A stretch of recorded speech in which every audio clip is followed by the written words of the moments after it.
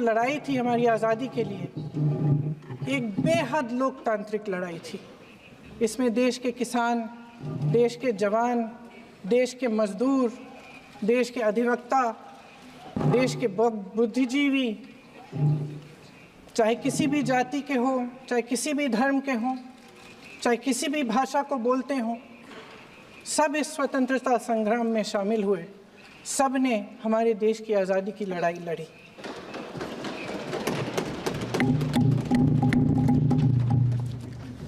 और उसी आज़ादी की लड़ाई से एक आवाज़ उभरी जो हमारी देश की आवाज़ थी।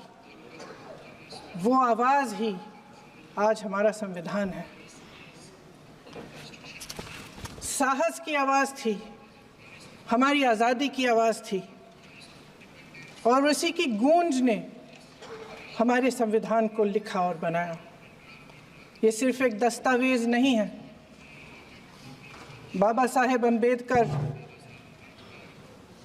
मौलाना आज़ाद जी, राजगोपालाचारी जी और जवाहरलाल नेहरू जी और उस समय के तमाम नेता, जैसे आपने कहा, इस संविधान को बनाने की जो कार्य में सालों के लिए जुटे रहे। हमारा संविधान इंसाफ, उम्मीद, अभिव्यक्ति और आकांक्षा की वो ज्योत है जो हर हिंदुस्तानी के दिल में जलती है। अध्यक्ष महोदय, इस ज्योत ने हर एक भारतीय को ये पहचानने की शक्ति दी कि उसे न्याय मिलने का अधिकार है, कि उसमें अपने अधिकारों के लिए आवाज़ उठाने की क्षमता है, कि जब वो आवाज़ उठाएगा तो सत्ता को उसके सामने झुकना पड़ेगा। इस संविधान ने हर एक देशवासी को ये अधिकार दिया कि वो सरकार बना भी सकता है और सरकार बदल भी सकता है। ये ज्योत जो हर हिंदुस्तानी के दिल में जलती है, उसने हर हिंदुस्तानी को ये विश्वास दिया कि देश की संपत्ति में, देश की दौलत में, संसाधनों में उसका भी हिस्सा है, कि उसे एक सुरक्षित भविष्य की उम्मीद का अधिकार है, कि देश बनाने में भी उसकी भागीदारी है। उम्मीद और आशा की ये ज्योत मैंने देश के कोने कोने में खुद देखी है। उन्नाव में मैं एक रेप पीड़िता के घर गई, उसे जलाकर मार डाला था। वो शायद 20-21 साल की होगी। हम सबके बच्चे हैं। हम सोच सकते हैं कि अगर हमारी बेटी के साथ बार बार बलात्कार हुआ और फिर जब वो अपनी लड़ाई लड़ने के लिए गई तो उसको जलाकर मार डाला गया होता तो हम पर क्या बीतती। मैं उस बच्ची के पिता से मिली। उसके खेत जलाए गए थे, उसके भाइयों को पीटा गया था, उसके पिता को बाहर से, घर के बाहर घसीट कर मारा गया था। उस पिता ने मुझे बताया कि बेटी, मुझे न्याय चाहिए। मेरी बेटी अपने एफआईआर को दर्ज करने के लिए जब ज़िले में गई तो उसको मना किया गया। अगले ज़िले में जाना पड़ा उसे। वो रोज़ सुबह 6 बजे उठकर तैयार होकर अकेली अपने मुकदमे को लड़ने के लिए अगले ज़िले में ट्रेन से जाती थी। उसके पिता ने मुझे कहा कि मैंने उससे कहा, बेटी अकेले मत जाओ, छोड़ दो ये लड़ाई। लेकिन उसकी बेटी ने उसको जवाब दिया कि नहीं पिताजी, मैं अकेली जाऊंगी, मैं लड़ूंगी, ये मेरी लड़ाई है, मैं इसको लड़ूंगी। ये लड़ने की क्षमता, ये हिम्मत उस लड़की को और करोड़ों भारत की नारियों को हमारे संविधान ने दी। आगरा में मैं अरुण वाल्मीकि के घर गई। अरुण वाल्मीकि पुलिस स्टेशन में काम करता था, सफाई का काम करता था। आप सोच सकते हैं हमारी तरह उसका भी परिवार था। नई नई शादी हुई थी, 2-3 महीनों का बच्चा था। पुलिस स्टेशन में चोरी हो गई।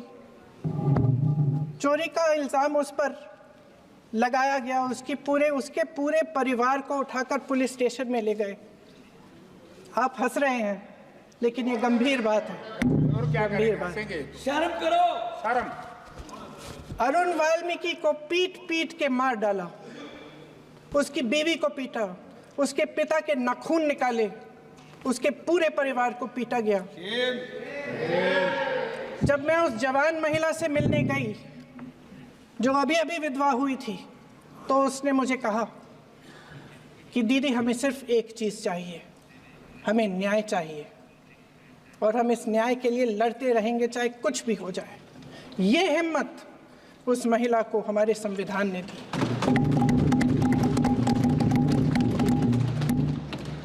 संभल के कुछ लोग आए थे हमसे मिलने, जो मृतकों के परिवार के सदस्य थे। उसमें 2 बच्चे थे, अदनान और उजैर। अब सुनिए। उसमें 2 बच्चे थे, अदनान और उजैर।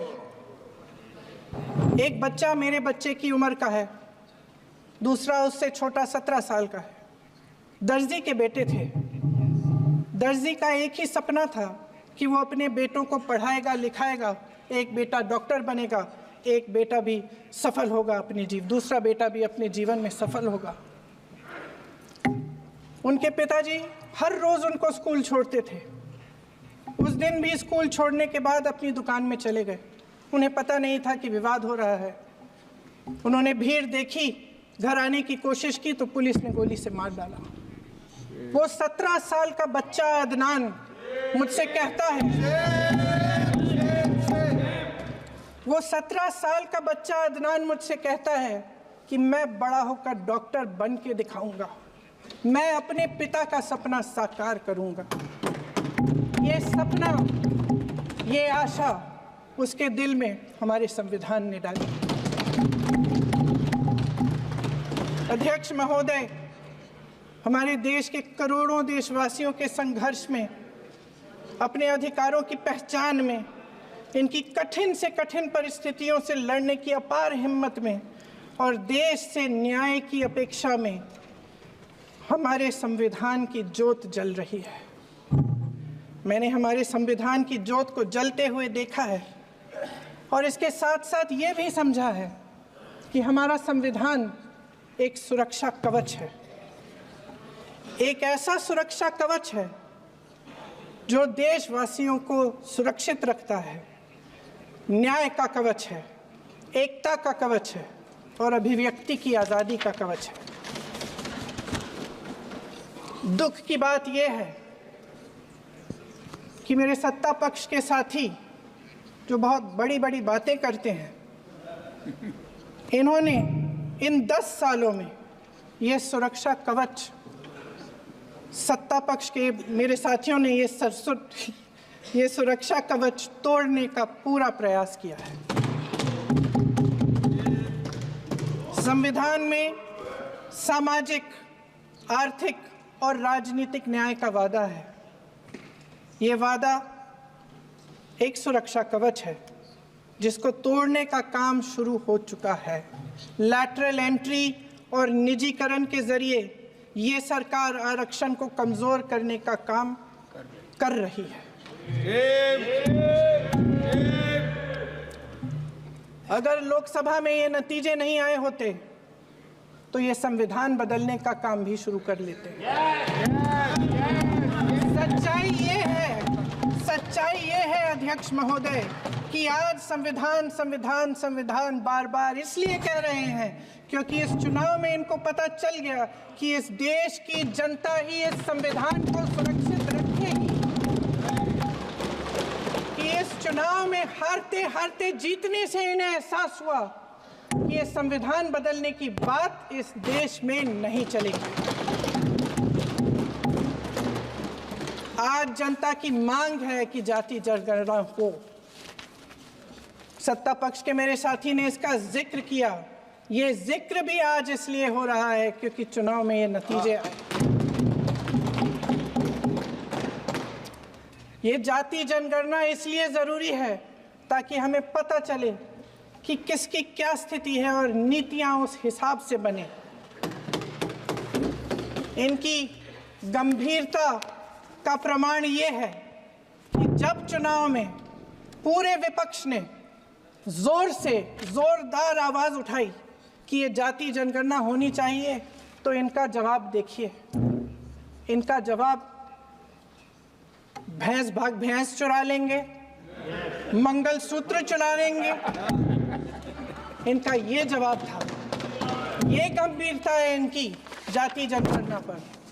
महोदय, हमारे संविधान ने आर्थिक न्याय की नींव डाली, किसानों, गरीबों और को जमीन बांटी, भूमि सुधार किया, जिसका नाम लेने से कभी कभी आप झिझकते हैं और कभी कभी उनका नाम धड़ाधड़ इस्तेमाल किया जाता है अपने आप को बचाने के लिए।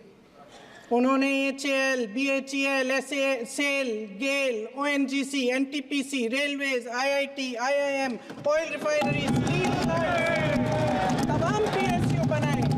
तमाम PSU बनाए। अध्यक्ष महोदय, उनका नाम पुस्तकों से मिटाया जा सकता है, उनका नाम भाषणों से मिटाया जा सकता है, लेकिन जो उनकी भूमिका रही इस देश की आज़ादी के लिए और इस देश के निर्माण के लिए, वो इस देश से कभी मिटाया नहीं जा सकता। 75 सालों में जनता का भरोसा रहा कि नीतियाँ बनेंगी तो जनता की भलाई के लिए बनेंगी। जल जंगल जमीन का अधिकार मिला आदिवासी भाई बहनों को। इंदिरा जी ने बैंकों का राष्ट्रीयकरण करवाया, खदानों का राष्ट्रीयकरण कराया। कांग्रेस और यूपीए की सरकारों में शिक्षा का, भोजन का अधिकार मिला। 75 सालों में Please subscribe .news.